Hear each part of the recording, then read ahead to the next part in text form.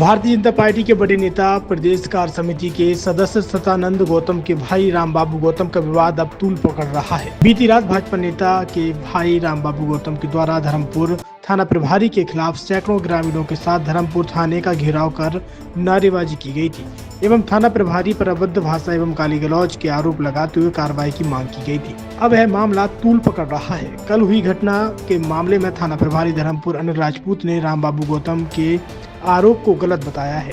थाना प्रभारी ने रामबाबू गौतम पर रेत चोरी की शिकायत की बात को लेकर समझाइश की बात कही और कुछ लोग थाना प्रभारी के समर्थन में पन्ना पुलिस अधीक्षक के पास शिकायत लेकर पहुंचे और कल हुए थाने में हंगामे के विवाद को रेत खनन का मामला बताया है।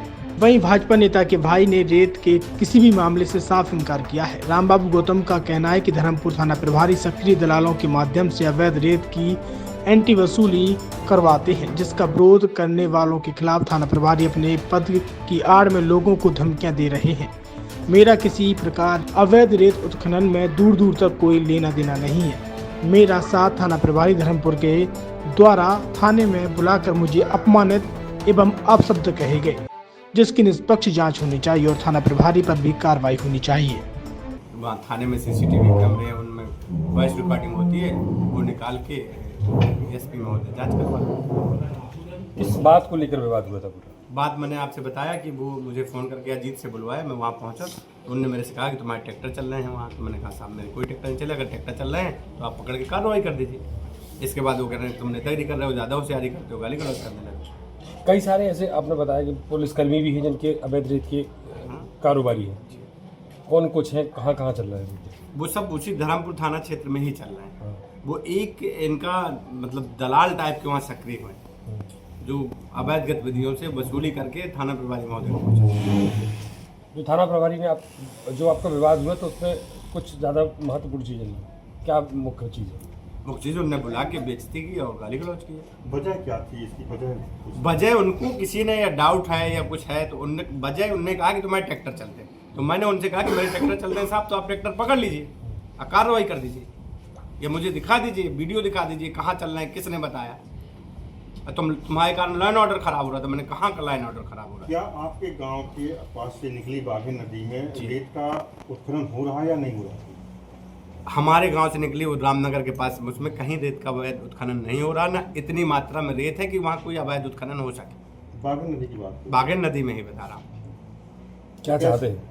मैं कार्रवाई चाहता हूँ थाना प्रभारी के खिलाफ। आपके खिलाफ भी कुछ लोग गांव से आए हैं और शिकायत की है कि आपके वो रेत चोरी के आरोप लगाए वो 2-4-5 गाँव मतलब ग्राम पंचायतों के लोग आए हैं, उनको थाना प्रभारी द्वारा भेजा गया है। जो लोग आए हैं उन्हीं लोगों उनमें से सब आप अभी वहाँ गए होंगे, आप लोगों के साथी कोई गए होंगे, वो सब दारूखोर और गंजेड़ी टाइप के लोग हैं, नशा करते हैं, वही तो दलाल हैं उनके। सबको तो थाने के दलाल? सब थाने के दलाल हैं वो जितने। आपको क्यों ऐसा थाना प्रभारी ने गाली गलौज की, अपशब्द कहे, क्यों इसकी वजह क्या है? उसकी वजह मैंने आपसे बताया ना कि उनने मुझे बुलाया फ़ोन से। अजीत एक आरक्षक है, उनने मुझे फ़ोन किया। मैं एक निमंत्रण में बरौली में था, बरौली से मैं सीधे थाना पहुंचा, जिसमें थाना प्रभारी नहीं थे। 10 मिनट बाद थाना प्रभारी मुझे रास्ते में मिलते हैं, वो मुझे इशारा करते हैं कि वापस चलो। तो मैं वापस जाके बैठता हूँ, बात करता हूँ। जब मैं बैठ के बात करता हूँ तो उनका यही कहना था डायरेक्ट कि आपके ट्रैक्टर चल रहे हैं। तो मैंने कहा साहब मेरे ट्रैक्टर नहीं चल रहे हैं, अब मेरे ट्रैक्टर चल रहे हैं तो आप कार्रवाई करिए।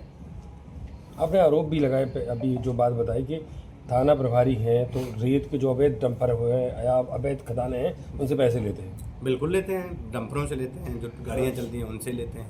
अभी आपने कहा कि उस क्षेत्र में रेत का अवैध उत्खनन नहीं हो रहा, तो पैसे किससे? तो आप अभी देखिए ना, बाजीगर तरफ से जो खदानें संचालित तो वहाँ से खदानें आती हैं, उनकी मंथली नाम की एंट्री नाम का पैसा लेते हैं थाना प्रभारी।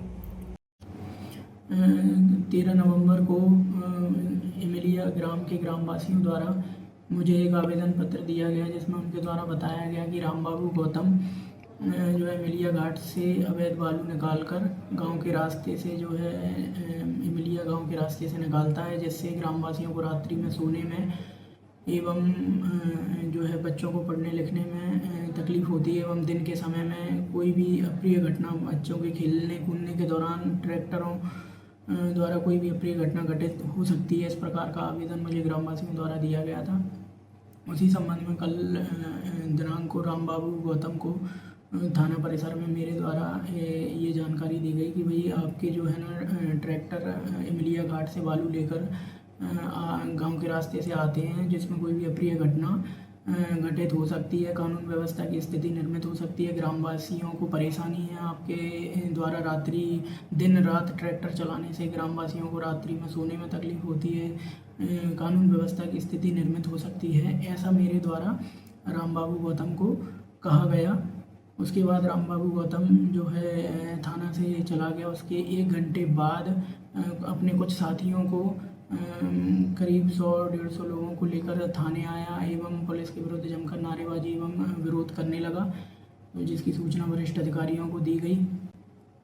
मेरे द्वारा कानून थाना क्षेत्र की कानून व्यवस्था की स्थिति को बनाए रखने के लिए राम बाबू गौतम को समझाइश दी गई थी कि आप अपने ट्रैक्टरों को गांव के रास्ते से ना निकालें, इससे ग्रामवासियों को परेशानी है, तकलीफ़ है। इसके अलावा मेरे द्वारा किसी प्रकार की कोई अभद्रता एवं कुछ नहीं किया गया है।